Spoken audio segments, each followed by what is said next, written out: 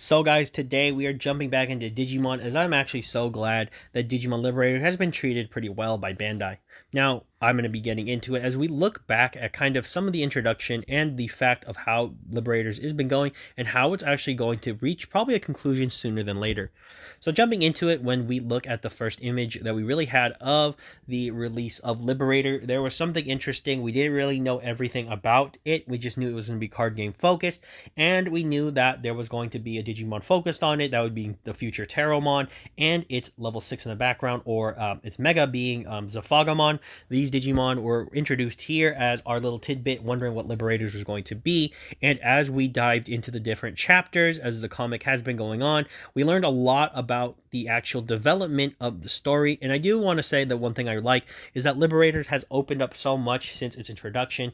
It has really showcased that yes, although Shoto is kind of the main character alongside Terromon, all the different characters of Liberator have had their own focus. They've had their own way to stand on their own two legs, and they've really showcased a lot of how they are as characters. And I like this because Bandai's really showcased that they can do well with like Digimon content that isn't something like Seekers, as I think Seekers had the potential to be really big, and it actually has a very in-depth story. It just doesn't correlate to what they actually were putting out there. So a lot of us were probably ignored and just didn't really care for it too much. But when we dive into further chapters as the stories have developed, we've learned so much about the story of Shoto and the different characters, how they intersect, his relationship to the number 2 player in the world, and also the story arc of the digital creatures and the different digital life forms that are actually taking place in the fictional world of Lacuna. So it's really cool to see the actual world build evolve, as we've gotten little tidbits of information through each chapter explaining kind of what the idea of Shoto and the other characters are doing, them being a part of the debugging team, which is kind of like the best way to explain is they're just fixing the issues. I think this is a really cool thing because a lot of Digimon animes could adapt this if they just didn't choose to focus on the specific, world-ending threats. This is a world-ending threat, but it focuses on it in a very more adult-focused way in terms of like, yeah, you guys have jobs, go out there and do it, that type of stuff. The additional thing is, as chapters have evolved and different characters have been represented, so many of them have actually had chances to grow. As although I do think that the chapters are short in the comics, not like super short, but short enough to where, you wish there could be more, because I do think an anime would have been cool of this. I understand as to why they didn't, because I think this gives them more time to thoroughly kind of plot out the more important factors of the Liberators.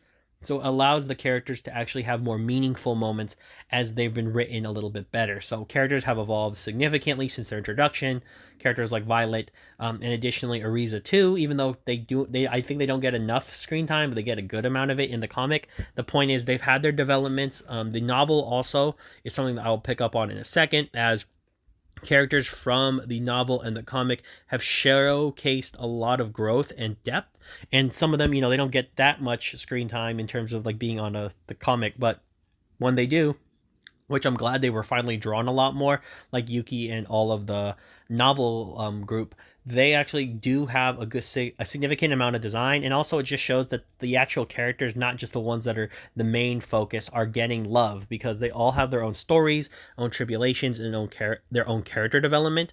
And I really like it, as some of the pictures really do say 1,000 words. All the different focused chapters on the different characters from the novel really has allowed them to grow. Like, I think Ryutaro is probably my favorite one, just because he's the most simple character, I think.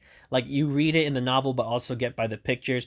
It's just a guy who's enjoying and kind of like living his life, but also, because he's a part of this debugging team. And Tyrannomon is just also a very good partner for him, because their dynamic is really clear. I just love that dynamic of, this is kind of like if you had a secondary main character, or like if he was more prominent in the comic, you definitely want Ryutaro around, because he's just kind of that extra confidence booster. Like, if the group's in trouble, you know that he's got their back, and even if his back's against the wall, Tyrannomon has his back, and you don't feel as unconfident.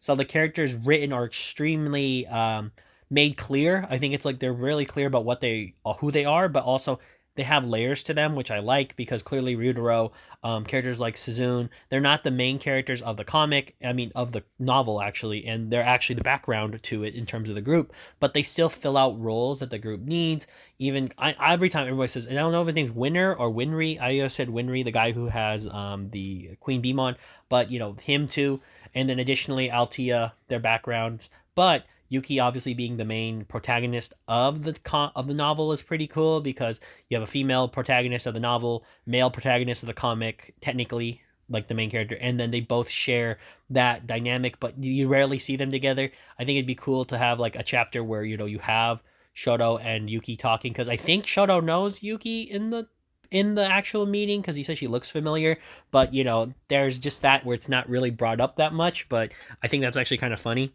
because it leads to more things. But also the development in the card game is the next thing I want to talk about, as we have seen so much design elements go into it. As at the time of the comic really starting up and the novel starting up, aces were becoming a more prevalent thing to each deck, and eventually all of the characters, because this is based on the card game, their cards have been added into the main sets, but also they've been receiving boosts that the mechanics fill in, but also the story explains where some of the cards come in, like Zafagamon's ace form coming in as a special ability that specifically Shoto was able to accomplish, which I love. I still love that Heavy Meldramon shows up in its ace form against the match in against the Royal Knights against Jesmon. I think that was cool.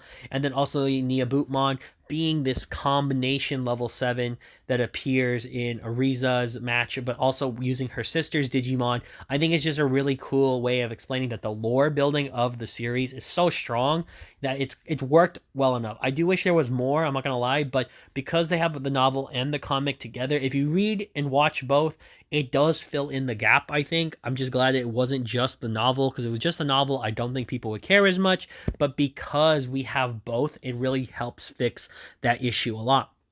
And also, like I said, at the current time, we're only sitting on about I think we're at chat 17, so I don't know if they're probably gonna go past 20, because I think every main character of the series is going to get their own level 7, which is kind of the approach that they're going with.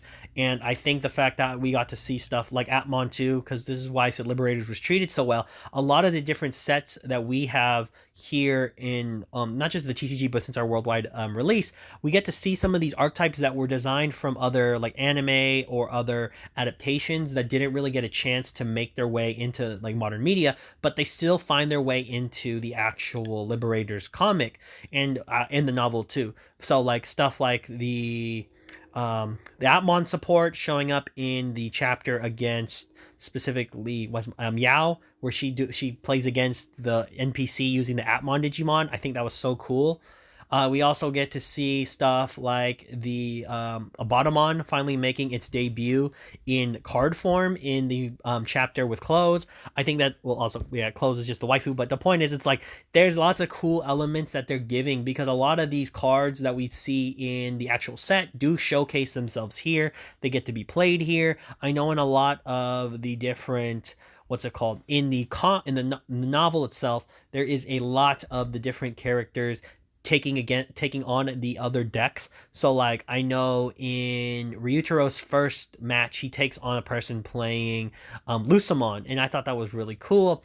And I know Suzune's first actual battle in the novel, she's facing a girl using Nightmare Soldiers, so I think that was really cool, because I thought that was always a cool archetype from EX8. But the point is, they're using the actual decks that people are going to be getting access to as expansions in the comic and in the novel, and I really think that's a cool treatment to let the people who are actually reading as well as watching, if they've never played the card game, like, hey, look, here's the archetype, or vice versa. If you're only playing the game and never really looked into anything, you could watch and be like, oh, this person's playing, they're playing Nightmare Soldiers, I just built that from EX8, even though that's a while ago now. But like now we're talking about like in the last BT sets, as I think that's always the cool path that they've taken with Liberator. Liberator at least has not been ignored. There's just so much also lore that's going on. So like each character has their unique emblems, which are kind of being used like crests in a way to relate to like Digimon Adventure. And there's just, like I said, there's just so much going on that I find it really good. So I'm just glad Bandai has been treating Liberators so well,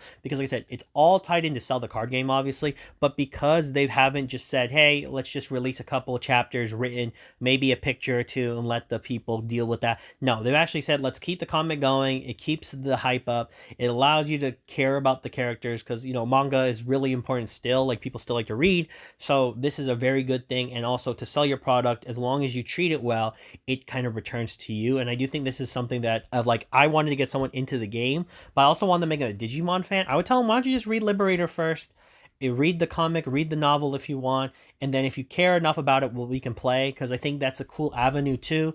Where as a person, I think I said this before, I love it when different medias have multiple actual like platforms they can go to. So what I mean is, like, there's a manga, there is the animes obviously, but there's also now there's the web novels technically. There's also there's manga itself.